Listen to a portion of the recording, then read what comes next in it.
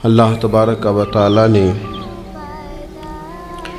بعض چیزوں کو، بعض دنوں کو، بعض وقتوں کو، بعض مہینوں کو اپنی رحمت سے فضیلت عطا فرمائی ہے۔ اللہ تبارک و تعالی کے ان مخصوص دنوں کو فضیلت عطا کرنے میں ہم گناہگاروں کا بہت ہی زیادہ فائدہ ہے۔ جب کچھ چیزیں فضیلت مآب ہو جاتی ہیں، ان کی عظمت بڑھ جاتی ہے، تو اللہ کے بندوں کو کم وقت میں زیادہ نفع کمانے کا موقع نصیب آتا ہے۔ نبی اکرم نور مجسم شفیع معظم صلی اللہ تعالی علیہ وسلم کی امت کو اللہ تعالیٰ نے بہت ساری ایسی چیزیں اپنی رحمت سے دی ہیں کہ جن میں عمل تھوڑا ہے، اجر زیادہ ہے۔ اس کا نتیجہ یہ نکلتا ہے کہ انسان تھوڑے وقت میں، تھوڑے ٹائم میں، تھوڑی مصروفیت میں اپنے رب کریم کے بارگاہ سے زیادہ اجر کا مستحق ہو جاتا ہے۔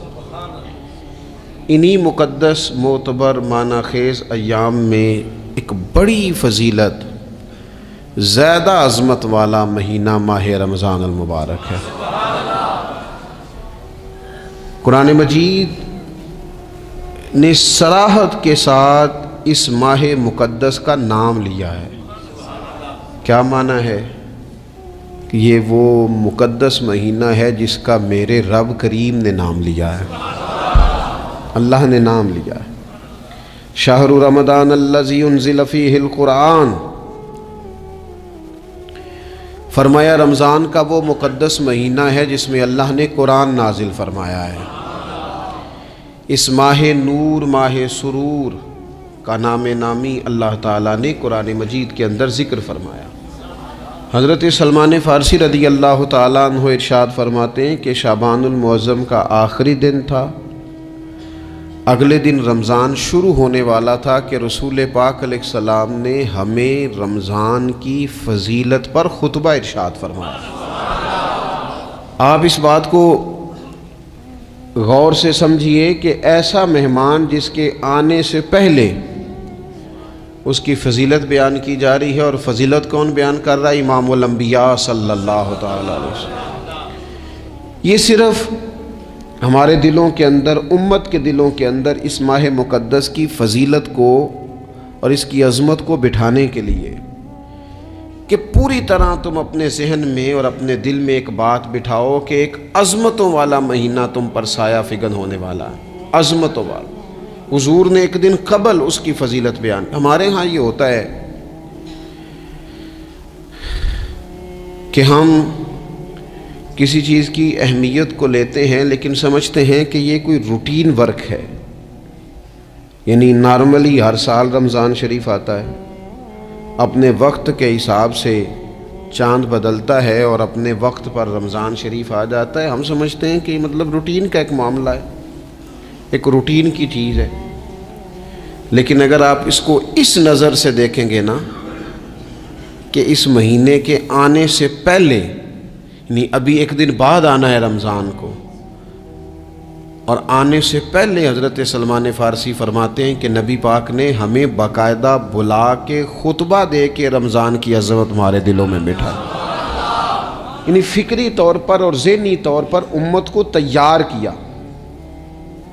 فرمایا تم پر ایک ایسا مہینہ سایہ فگن ہونے والا ہے جو مبارک ہے تمہارے لیے، باعث برکت ہے تمہارے لیے۔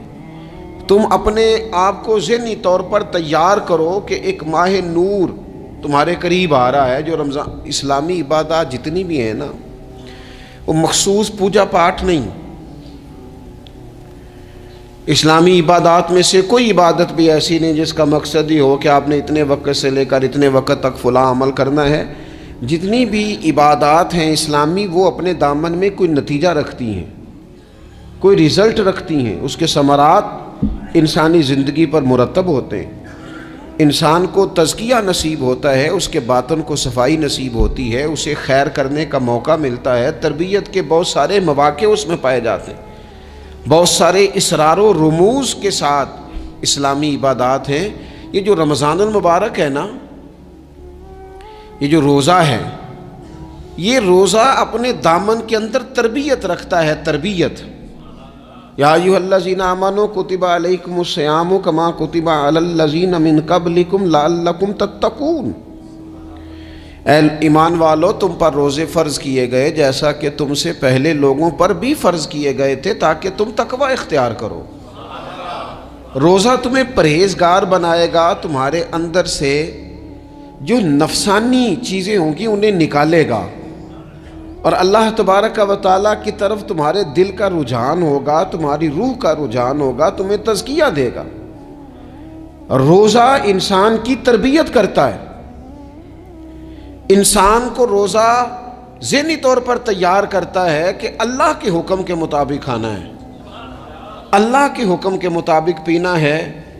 سب سے بڑا مسئلہ اس دور کا رزق حلال کا حصول ہے اور حرام سے اجتناب ہے، تو روزہ ہمیں یہ سبق پڑھاتا ہے کہ ہم وہی کھائیں گے اور اسی وقت کھائیں گے جو کھانے کا ہمیں ہمارے رب نے حکم ارشاد فرمایا ہے، اور جس سے اللہ رسول منع کر دیں گے جتنی مرضی چمک دمک اپنے دامن میں رکھے، جتنی مرضی، لیکن ہم وہی لیں گے جو ہمارے لیے جائز ہے۔ آپ غور فرمائیے، روزہ لعلکم تتقون، روزہ تمہیں پرہیزگار کرتا ہے۔ بہت سارے لوگ ایک بات کرتے ہیں کہ عادتیں نہیں بدلی جاتی، یار کوشش کرتا ہوں لیکن میری عادت نہیں تبدیل ہوتی۔ میں آپ کو ایک رائے دینے لگا ہوں، مشورہ دینے لگا ہوں، میں آپ سے یہ عرض کرنے لگا ہوں کہ موقع آیا ہے رمضان شریف کا۔ رمضان میں نا بندہ روٹین میں اپنی عادتیں بدلتا ہے۔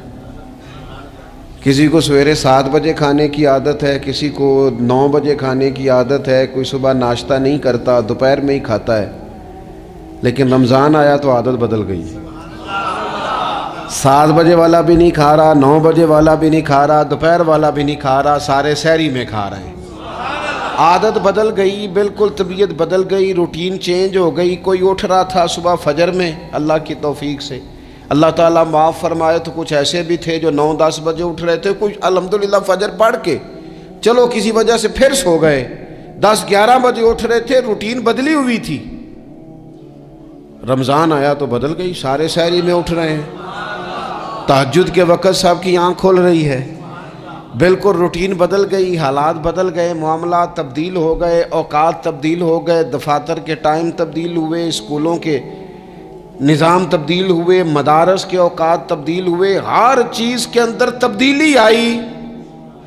معنی کیا ہے کہ اللہ نے تمہیں موقع دیا ہے کہ عادتیں بدلی جا سکتی ہیں، اپنے آپ کو تبدیل کیا جا سکتا ہے، لائف سٹائل کو چینج کیا جا سکتا ہے۔ یہ موقع آیا ہے، ایک مہینہ ہے پورا، 2-3 دن 4 دن آپ کی روٹین بگڑ جائے نا سونے کی، یعنی روٹین سے ہٹ کے آپ سونا جاگنا شروع کر دیں تو پھر وہی روٹین بن جاتی ہے، پھر اسی ترتیب سے انسان سارے کام کرتا ہے۔ تو رمضان میں روٹین چینج ہوگی، سارے تہجد میں اور سحری میں اٹھیں گے، تو اللہ کرے نا یہ روٹین قائم رہے۔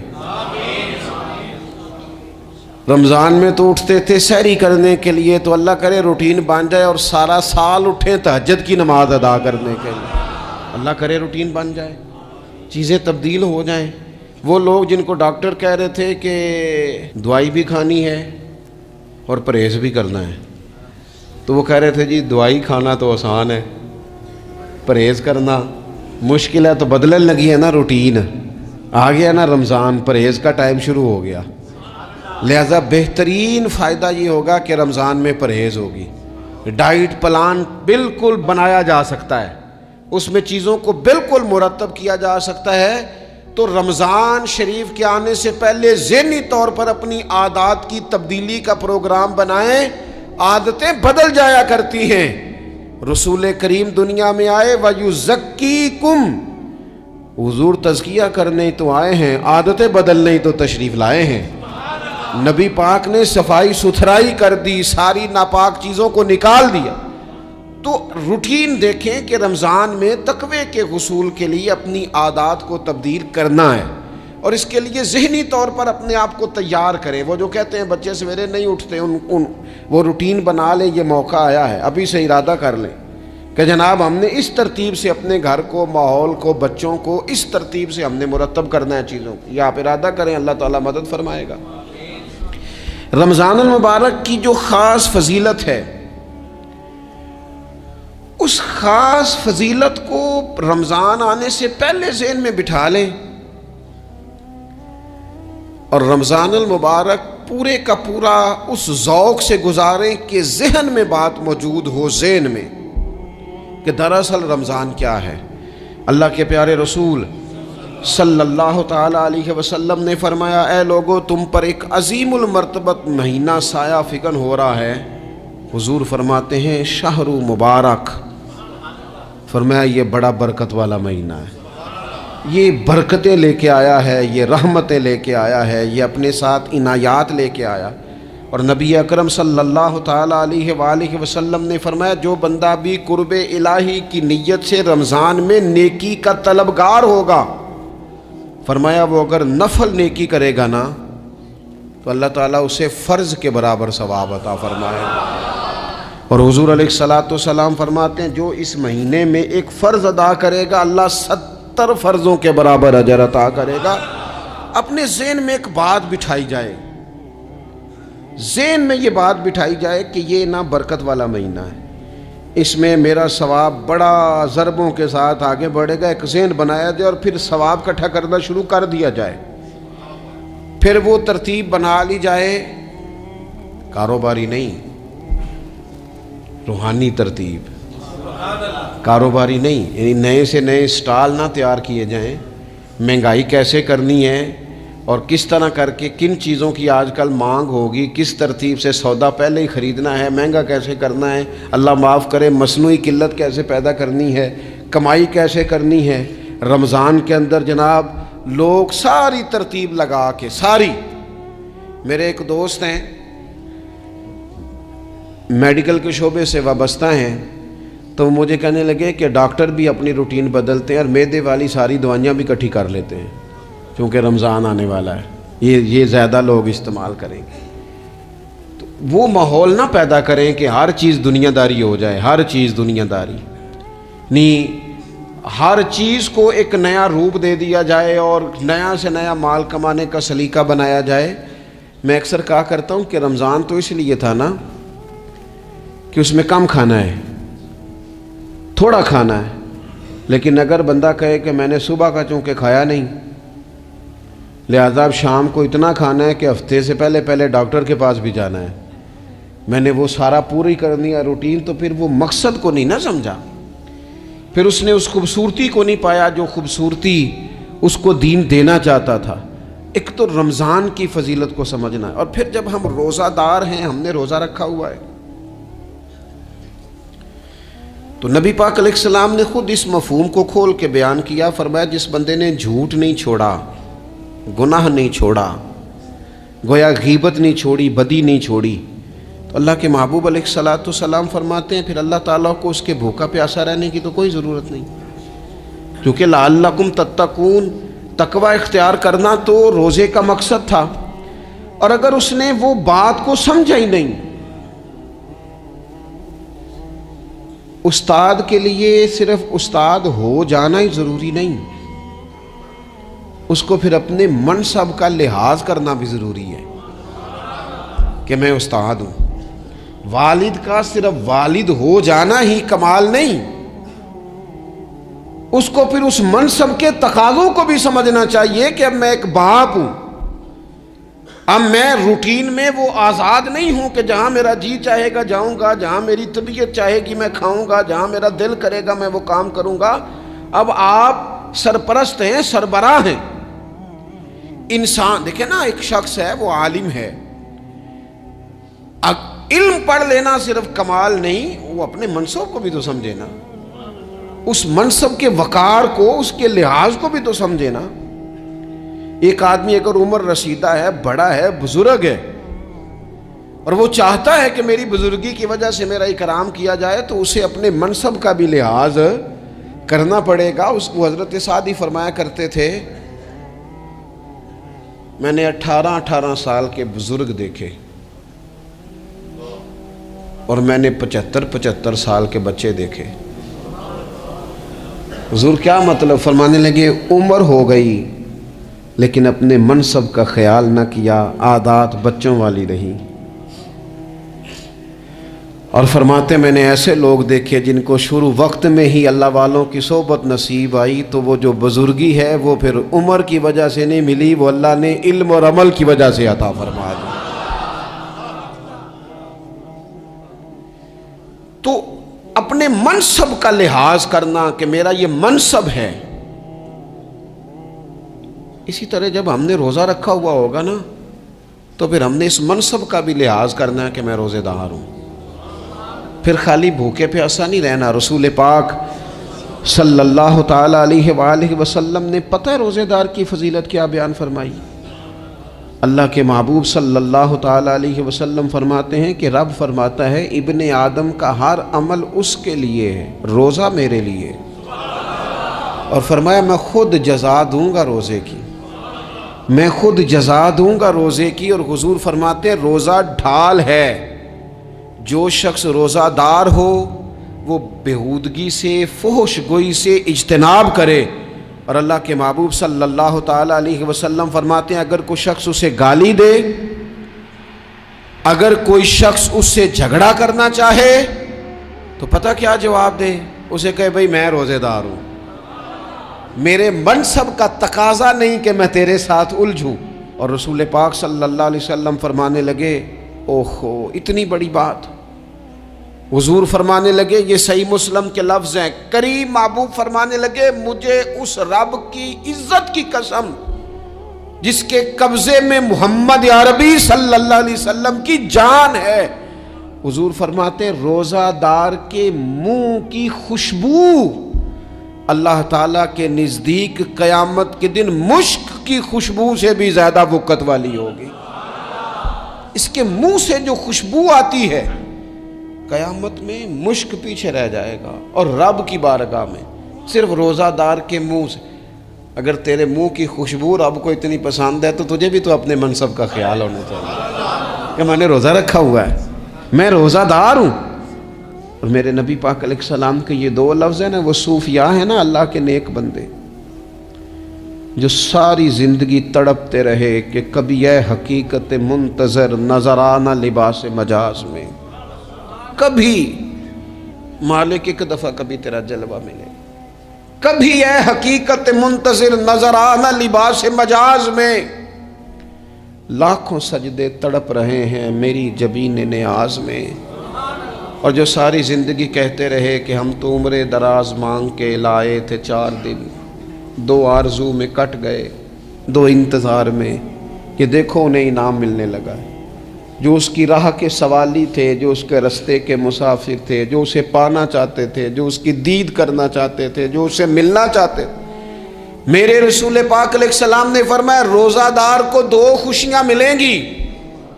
ایک خوشی اس وقت ملتی ہے جب وہ افطار کرتا ہے، اور فرمایا ایک خوشی اس وقت ملے گی جب وہ اپنے رب سے ملاقات کرے گا، جب وہ اس سے ملے گا تو اس وقت روزہ دار کو خوشی ہوگی۔ میرے دوستو خوشی تو جو ہوگی سو ہوگی، لیکن یہ لفظ بڑے حسین نہیں کہ روزہ دار کی رب سے ملاقات ہوگی، یہی لفظ بڑے باکمال نہیں۔ ایک روایت میں تو یہ ہے نا کہ روزہ میرے لیے ہے میں اس کی جزا دوں گا، اور ایک روایت میں یہ ہے کہ روزہ میرے لیے ہے اور رب فرماتا ہے میں خود روزے کی جزا ہوں، یعنی باقی نیکیوں پر ثواب ملے گا، روزہ رکھنے والے کو رب رحمان ملے گا۔ نبی اکرم صلی اللہ تعالی علیہ وسلم کے امت کے صوفیاء نے نا کچھ چیزوں کو بڑا کھولا ہے۔ عارف رومی کہتے ہیں کہ ایک دن نا محمود غزنوی نے خزانوں کے دروازے کھول دیے اور فرمایا بھئی میں نے آج ہر چیز کھول دی ہے، جو جس چیز پہ ہاتھ رکھے گا وہ اسی کی ہو جائے گی۔ لوگ دوڑے، کوئی سونے کی طرف، کوئی چاندی کی طرف، کوئی جائیدادوں کی طرف، کوئی خزانے کی کنجیوں کی طرف، کوئی بڑے بہترین گھوڑے اور اونٹوں کی طرف، لوگ دوڑ گئے، جو جس پہ ہاتھ رکھے گا اسی کا۔ سب بھاگ گئے، ایاز بیٹھا ہے،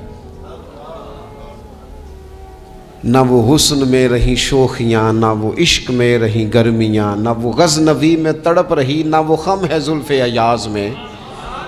وہ لذتیں کہاں، ایاز چپ کر کے بیٹھا ہے. پھر محمود نے ایاز کی طرف مخاطب کر کے کہا ایاز اٹھنا نہیں, آج لوٹ سیل لگ گئی ہے, جو جس چیز پہ ہاتھ رکھے گا اسی کی. ایاز کہنے لگا بات پکی ہے نا؟ تو محمود خوش تھے, موڈ بڑا اچھا تھا, کہا بالکل پکی ہے. تو ایاز کہنے لگے چلو ٹھیک ہے. ایاز اٹھے, پیچھے سے جا کے نا تو محمود کے کندھے پہ ہاتھ رکھ دیا. محمود کے کندھے پہ ہاتھ رکھا. محمود کہنے لگے یہ کیا بات کا, آپ سے میں نے پوچھا تھا بات پکی ہے, جو جس پہ ہاتھ رکھے گا اسی کا نا. تو تھوڑی دیر پہلے مسکراتے چہروں میں آنسو آ گئے. ایاز بھی روئے تو محمود بھی روئے. کہا بادشاہ پکا رہنا, وہ جن کو خزانے چاہیے تھے وہ دوڑ گئے, مجھے تو چاہیے.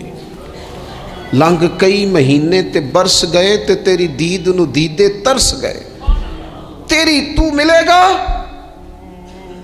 تو پھر کہا محمود نے, اس نے کہا میں وعدہ کر چکا تھا, بس ٹھیک ہے, باقیوں کے خزانے اور میں تیرا طے ہو گئی. فرمایا باقی نیکیوں پر ثواب ملے گا, اور روزہ رکھنے والے کو رب رحمان ملے گا, اللہ کا قرب ملے گا. دیکھو نا, وہ خاص انسان کو کیفیت حاصل ہوتی ہے روزے میں, رب کے ہونے کا یقین. وہ جو صوفیاء کہتے ہیں نا مراقبہ کرو, وہ نصیب ہوتا ہے.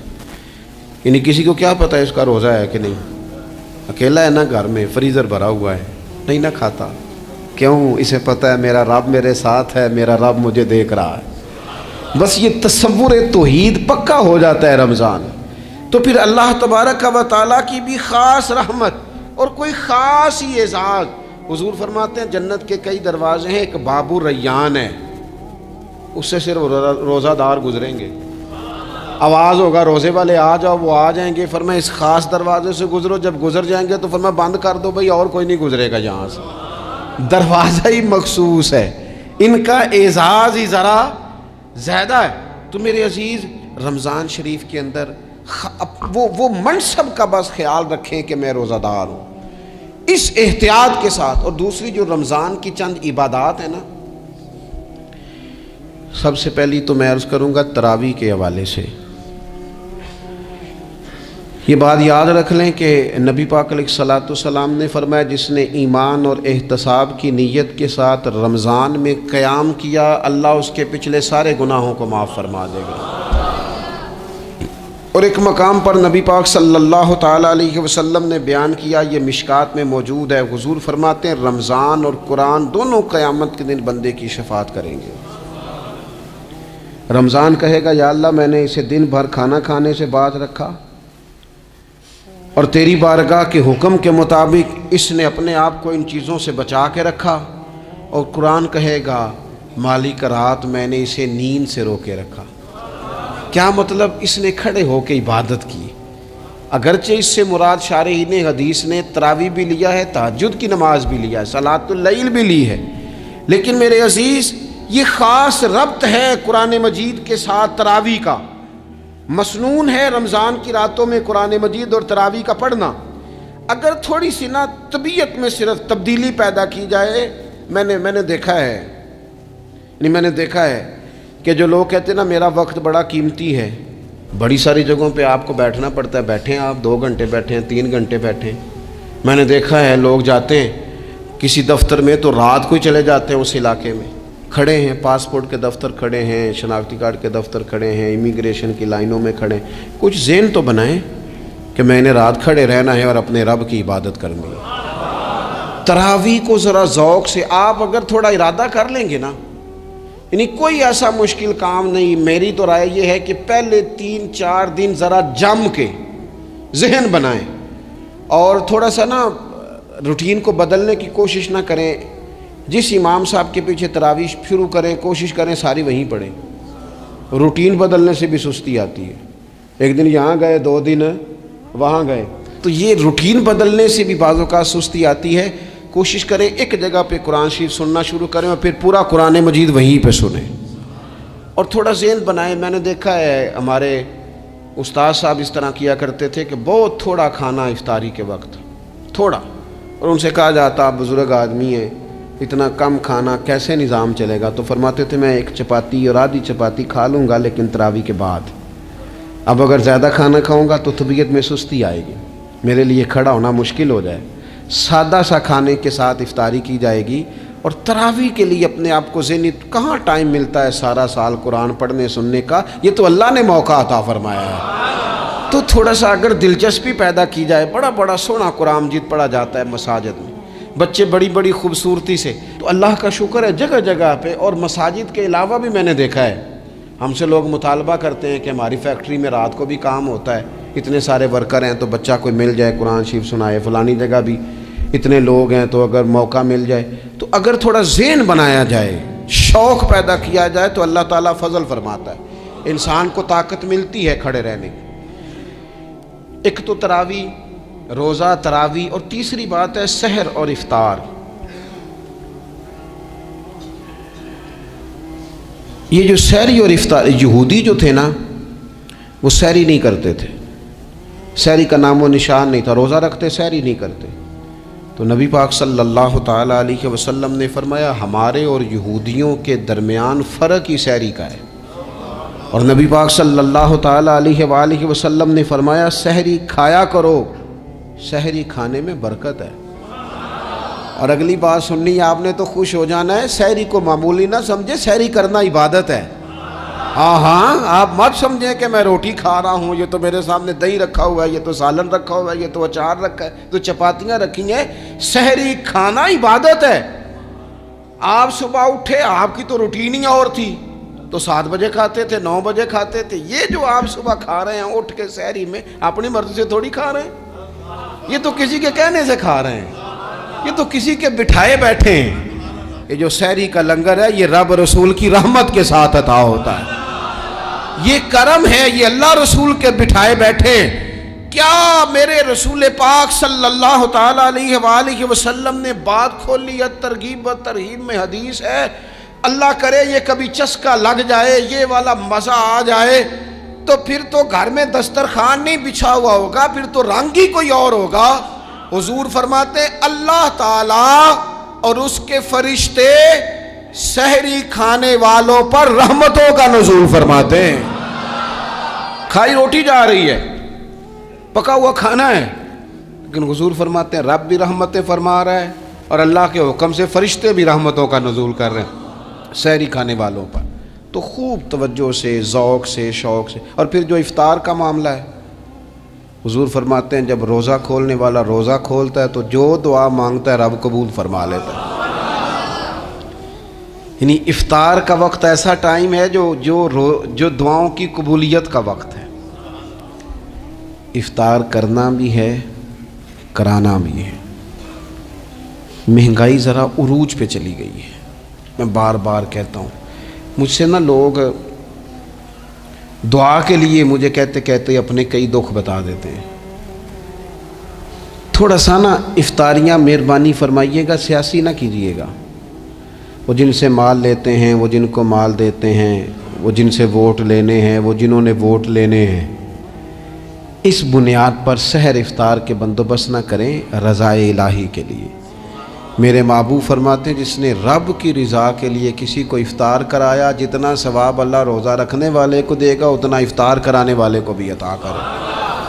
اور ایک حدیث تو آپ پڑھیں گے تو جھوم جائیں گے، سنیں گے تو خوش ہو جائیں گے، المعجم الکبیر میں موجود ہے۔ نبی پاک علیہ السلام فرماتے ہیں جس نے حلال کھانے اور حلال پانی سے کسی کا روزہ افطار کرایا نا، ذرا دیکھنا غریبوں کے گھروں کو جھانکنا، ذرا اپنے عزیزوں میں ایک نظر دوڑا لینا، ذرا رمضان کی نیت کر کے رمضان سے پہلے ہی غرباء تک راشن پہنچا دینا، ان کی فکر دور ہو جائے، وہ پہلی شام ہی اپنے بچوں کے ساتھ آسودہ حال ہو کے بیٹھیں۔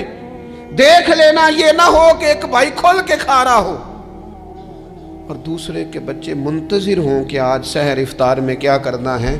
اپنے گلی محلے میں دیکھ لینا، ہم اس رسول کے ماننے والے ہیں جنہوں نے فرمایا میں اسے مومن ہی نہیں جانتا جو پیٹ بھر کے کھائے اور اس کا ہمسایہ بھوکا رہ جائے۔ تھوڑا سا اپنے ارد گرد نظر ڈال لینا، المعجم الکبیر میں حدیث موجود ہے۔ اللہ کے پیارے رسول صلی اللہ تعالیٰ علیہ وسلم نے فرمایا جس نے حلال پانی سے، حلال روٹی سے کسی کا روزہ افطار کرایا تو فرمایا فرشتے اس بندے کے لیے رمضان کے دنوں میں، رمضان کی گھڑیوں میں دعا کرتے ہیں، اور جناب جبریل امین اس کے لیے شب قدر کی رات دعا کرتے ہیں۔ حضرت جبریل شب قدر میں دعا کریں گے، خاص رات، یا اللہ اس بندے پر فضل فرما، اس نے تو غریب آدمی کو افطار کرا۔ یہ ایک عبادت ہے، اس عبادت کا خیال کریں۔ پھر اعتکاف آئے گا، رمضان کے آخری 10 دنوں کا اعتکاف۔ اسلام میں رہبانیت نہیں ہے، لیکن کبھی کبھی سب سے کٹ کے اپنے رب کے ساتھ جڑ جانا، کچھ رات کی عبادتیں، کچھ تنہائی کے اذکار، کچھ درود و سلام کا ذوق، یہ ان ساری خوبصورتیوں میں سے ایک خوبصورتی اعتکاف بھی ہے۔ اللہ کے پیارے رسول علیہ الصلاۃ والسلام ہمیشہ اعتکاف کرتے، اور حضرت عطا بن رباح رضی اللہ تعالیٰ عنہ کیسی خوبصورت بات ارشاد فرماتے ہیں، معتکف تو اس آدمی کی طرح ہے جیسے کسی بندے کو کسی کے ساتھ کوئی کام پڑ جائے نا تو وہ جا کے اس کے دروازے پر بیٹھ جاتا ہے کہ جب تک میرا کام ہوگا نہیں میں جاؤں گا نہیں۔ فرماتے ہیں یہ اعتکاف والا بھی آ کے رب کریم کے گھر بیٹھ گیا ہے کہ جب تک تو معاف نہیں کرے گا میں جاؤں گا نہیں، جب تک تو بخشش نہیں کرے گا میں اس دروازے سے ہٹوں گا نہیں۔